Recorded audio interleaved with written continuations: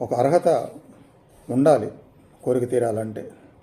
ఆ అర్హతే మార్పు. ఏ మార్పు అనేది మనలో మార్పు రావడానికి బోధించారు భగవద్గీతలో శ్రీకృష్ణ పరమాత్మ.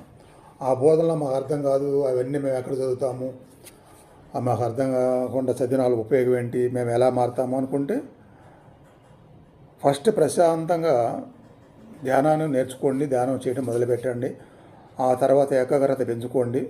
ఈ ఏకాగ్రత ప్రశాంతత పెరిగితే అప్పుడు ఆ ఏకాగ్రత వలన ప్రశాంతత వలన మనసు కేంద్రీకరణ కుదిరి అప్పుడు అర్థం అవడం మొదలైంది.